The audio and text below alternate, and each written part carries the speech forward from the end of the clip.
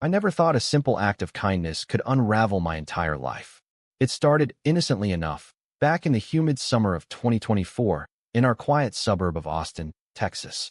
I was Declan Harper, 28 years old, a freelance graphic designer working from my cozy bungalow on Elm Street. Life was predictable: mornings with coffee and sketches, afternoons dodging client calls, evenings binge-watching shows to fill the void left by my ex-boyfriend's ghost. Then came the day Mrs. Eleanor Thompson waved goodbye from her driveway, her suitcase bumping against the gravel as she headed off to visit her sister in Chicago for 2 weeks. Her husband, Robert Thompson, 58, stood there like a statue, his broad shoulders slumping under the weight of solitude. Robert was the kind of man who blended into the American dream. A retired high school teacher, silver hair neatly combed, always in khakis and a button-up shirt, tending to his garden with the precision of a surgeon. We'd exchanged pleasantries over the fence, football scores, weather complaints, but nothing deep. That changed the evening after Eleanor left. I was out watering my lawn when I heard a crash from next door, followed by a muffled curse. Peeking over, I saw Robert on his knees, clutching his hand amid shattered flower pots. "Hey, Mr. Thompson, you okay?" I called, hopping the low fence without thinking. He looked up, his hazel eyes wide with surprise and pain. "Just a clumsy old fool, Declan. Cut myself on the shards. Damn arthritis acting up." I helped him inside, the house smelling of fresh-baked bread and old books. In the kitchen, I bandaged his hand. Nothing serious, but he winced like it was. "Thanks, son," he said, his voice gravelly with that southern drawl. "Eleanor's the one who handles this stuff. I'm lost without her." "No problem. If you need help with anything while she's gone, just holler." I meant it casually, but his grateful nod stuck with me. The next day, he did holler, literally, from his porch. His mower had died mid-lawn, and with his hand still sore, he couldn't fix it. I spent the afternoon tinkering under the Texas sun, sweat soaking my t-shirt, while Robert brought out lemonade and stories. He talked about teaching history for 30 years, shaping young minds on civil rights and wars. "Kids today don't know half the struggles," he said, eyes distant. I shared bits about my life, growing up in a small town, coming out in college, the freelance grind. He listened intently, no judgment, just nods. By evening, the mower roared back to life. "You're a lifesaver, Declan," he said, clapping my shoulder. His touch lingered a second too long, sending an unexpected jolt through me. I brushed it off. Imagination, right? But it kept happening. Over the next few days, small favors turned into shared routines. I helped paint his shed. He taught me to grill the perfect steak. We'd sit on his porch swing at dusk, beers in hand, watching fireflies dance. Conversations deepened. His marriage of 35 years, steady but routine, my string of failed relationships, always chasing something real. "You deserve someone who sees you," he said one night, his gaze locking on mine under the porch light. I felt it then, a spark. Robert was handsome in a rugged way, tall, with laugh lines framing his eyes, a quiet strength that drew me in. But he was married, straight, old enough to be my dad. I pushed the thoughts away, focusing on the friendship blooming in Eleanor's absence. One rainy afternoon, everything shifted. I was over fixing a leaky faucet when thunder cracked, power flickering out. We lit candles, the warm glow casting shadows on the walls. Robert poured whiskey, and we talked for hours about dreams deferred, regrets. "I always wanted to travel, see the world beyond lesson plans," he confessed. "But life, it just happened." I opened up too. The loneliness of being gay in a world that still whispered judgments, the ache for connection. "Sometimes I feel invisible," I admitted. "You're not," he said softly, his hand covering mine on the table. Time froze. His eyes searched mine, filled with something unspoken. Then, hesitantly, he leaned in.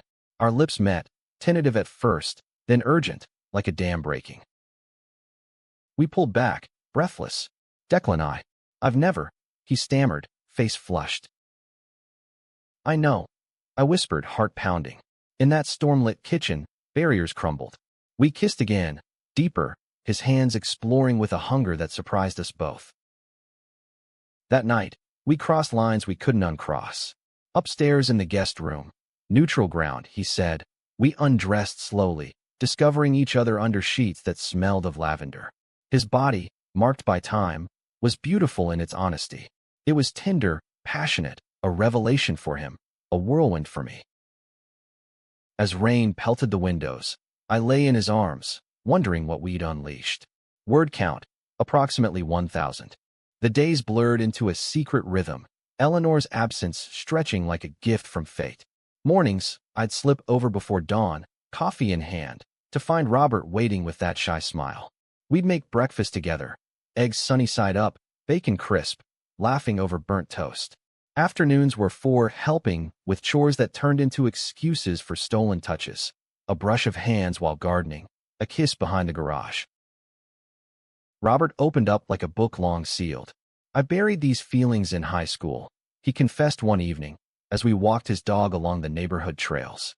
Back then, in the 80s, you didn't admit it. Married Eleanor because she was kind, safe, built a life, but part of me. It was always there, dormant. I nodded, sharing my own battles. The bullying in Texas schools, the family that accepted me, but from a distance. Love shouldn't be hidden, I said, squeezing his hand under the oaks. Our intimacy deepened, nights spent exploring desires he'd suppressed for decades. It was more than physical, conversations that peeled back layers, vulnerabilities shared in whispers. He read my favorite books, Steinbeck and Baldwin, discussing them over wine. I introduced him to indie films, curled on the couch, his head on my shoulder. But guilt shadowed us. What about Eleanor? I'd ask, tracing his chest in the dark. He'd sigh. I love her, Declan. She's my best friend. But this, with you, it's like waking up. I wanted to believe it could last, but cracks appeared. One afternoon, a neighbor, Mrs. Jenkins, eyed us suspiciously as I carried groceries into his house. Helping out while Eleanor's away? She asked, tone laced with implication. Robert tensed. Yes, Declan's a good kid. That night, he was distant. We have to be careful, he said. This town talks. I understood. Austin was progressive, but suburbs clung to old ways. Still, it stung, feeling like a secret shame. Then came the weekend getaway. Robert suggested it impulsively. Let's drive to the hill country. Just us. We packed his old truck, heading to a cabin near Enchanted Rock. The drive was magic. Windows down, country music blaring, hands intertwined. At the cabin, we hiked trails, picnicked by streams, made love under stars. I feel alive, he murmured, holding me close. But on the return, reality intruded. His phone buzzed, Eleanor's text. Missing you. Home in 5 days. Panic flickered in his eyes. What are we doing, Declan? We're falling in love, I said, heart aching.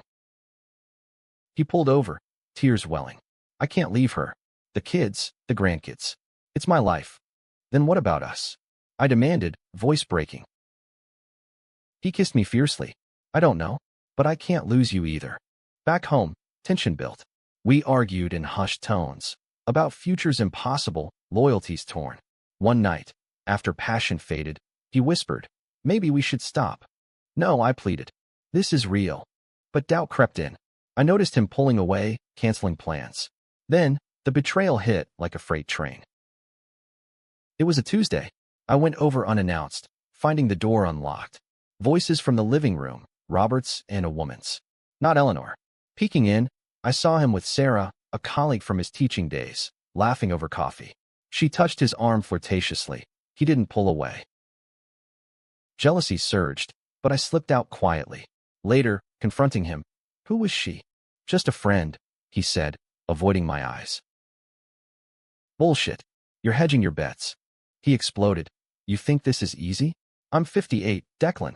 Risking everything for what? A fling. A fling. I echoed, shattered. Is that all I am? He softened. No, but I can't upend my world. We made up in bed, but the seed of distrust grew.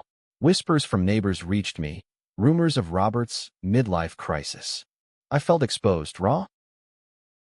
Eleanor's return loomed. Our last night, we clung desperately, bodies entwined. I love you, he said, voice hoarse. I love you too, I replied, tears falling. But morning brought cold light. He handed me the note. I'm sorry, Declan, but this can't go on. Word count, approximately 1,000. The world spun after that note. I stumbled home, collapsing on my couch, the paper clutched like a lifeline or a noose. Hours blurred into days. I ignored calls, buried in work, but every sketch reminded me of him. The curve of his smile, the warmth of his touch. Eleanor returned that weekend, her car pulling in with fanfare. I watched from my window as Robert hugged her, the picture of domestic bliss. It gutted me.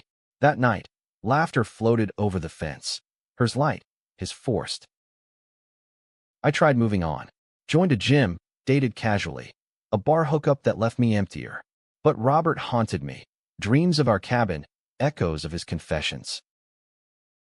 A week later, confrontation came. He knocked on my door at midnight, rain-soaked. "Declan, please." I let him in, anger boiling. "What do you want?" "Your wife's home." "I miss you," he admitted, eyes pleading. Every second. We fell into each other, passion reignited on my living room floor. But afterward, regret shadowed his face. "This is wrong. Sneaking around. It's killing me." "Then end it with her," I urged. "Choose us." He shook his head. "I can't. The family. They'd never understand." Our affair resumed in fragments. Quick encounters in his garage, whispered phone calls. But paranoia grew. Eleanor noticed his distractions. "You're distant, Bob. What's wrong?" He lied smoothly, but it ate at him. One evening, over stolen beer, he broke. "I saw a therapist today." Told him everything. My heart raced. "And he says I'm bisexual, repressed, that I need to face it." Hope flickered. That's progress. But progress brought chaos. Eleanor found a text from me. Innocent, but suspicious. She confronted him. "Who's Declan really?" He denied, but the fight escalated. I heard shouts next door, doors slamming. The next day, he came over, bruised emotionally. "She thinks I'm having an affair with a woman." "Tell her the truth," I said. "I can't. It'd destroy her." Selfishness surged in me. "What about destroying me?" We argued fiercely, words like knives. "You're a coward," I spat. "And you're naive," he retorted. "Life isn't a rom-com." He stormed out, leaving silence. Days later, the high climax hit. Eleanor invited me to dinner, as thanks for helping while I was away. I declined, but she insisted. At their table, tension crackled. Eleanor chatted brightly about Chicago. Robert avoided my eyes. Under the table, his foot brushed mine, accidental, intentional. As dessert came, she dropped the bomb. "Bob's been acting strange." "Any idea why, Declan?" I froze. Robert paled. "I know," I stammered. She pressed. "He mentions you a lot. Almost too much." The air thickened. Robert stood abruptly. "Enough, Ellie. It's not what you think." "Then what is it?" she demanded. He looked at me, then her. "I'm in love with him." Time stopped. Eleanor's face crumpled. "What? I'm gay. Or bi. I don't know. But Declan." He woke me up. She slapped him, tears streaming. 35 years. Lies. I fled, heart pounding, into the night. The fallout was brutal. Neighbors whispered. Robert moved to a motel. Eleanor filed for divorce, citing irreconcilable differences. Our kids, his adult children, reacted mixed, one supportive, one furious. I visited him at the motel, finding a broken man. "I ruined everything," he sobbed. "No," I said, holding him. "You faced yourself." We talked for hours, unpacking decades of denial. Therapy helped. He came out publicly, joining a support group for late bloomers. But betrayal lingered. I'd pushed him, ignoring his pace. "Forgive me," I asked. He smiled faintly. "Only if you forgive me for the pain." We rebuilt slowly, no more secrets. Dates in public, coffee shops, parks. Austin's LGBTQ scene embraced him, a silver fox finding his tribe. Yet, challenges persisted. His family struggled, ex-friends ghosted. One night, at a pride event, he froze amid the crowds. "Am I too old for this?" "Never," I assured, kissing him under rainbow lights. Word count, approximately 1,000. Months passed, seasons shifting like our lives. Fall brought crisp air to Austin, leaves turning gold as Robert and I navigated our new reality. He rented an apartment downtown, shedding the suburban shell. I helped him decorate, modern art, bookshelves groaning with queer literature he'd discovered. Our relationship deepened beyond the initial fire. Mornings were lazy, coffee in bed. Evenings, cooking Italian while debating politics. He volunteered at a youth center, mentoring LGBTQ teens. Paying it forward, he said, eyes shining. But shadows remained. Eleanor's divorce proceedings were amicable but painful, dividing assets, holidays with grandkids. She met me once, at a neutral cafe. I don't hate you, Declan, she said, voice steady. But you broke my world. I'm sorry, I replied sincerely. He loves you still in his way. She nodded. Take care of him. I did. We traveled, first to San Francisco, walking hand in hand through Castro, him marveling at the freedom. This could have been me, younger, he mused. Back home, a crisis tested us. His son, Mark, confronted us at a family gathering. Dad, this is a phase. Think of Mom. Robert stood firm. No, son. This is me. Mark stormed out, but weeks later called, I miss you, Dad. Let's talk. Reconciliation bloomed slowly, bridges mended over time. For me, personal growth came too. I'd been reckless, driven by loneliness. Therapy revealed my patterns, rushing into love to fill voids. Robert taught patience. I taught him joy. One winter evening, under holiday lights, he proposed. Not marriage, but commitment. Will you build a life with me, Declan? Tears froze on my cheeks. Yes. Our story wasn't fairy tale perfect. Age gaps brought jokes from friends. Health scares loomed. His blood pressure, my anxiety. But we faced them together. Years later, reflecting on that summer, I saw the humanity in it all. Helping a neighbor sparked a chain. Awakening, betrayal, redemption. Robert found authenticity at 58. I found depth in love. We hosted barbecues, blending old friends with new. Eleanor even attended one, laughter tentative but real. His grandkids called me Uncle Deck, their innocence healing wounds. In the end, it wasn't about happy ever after, but growth. Love, in its messy American way, triumphed through honesty. That note, once a dagger, became a turning point. Everything changed, for the better. As we sat on our porch, watching sunsets, Robert whispered, "Thank you for helping me." I smiled. It changed everything for us.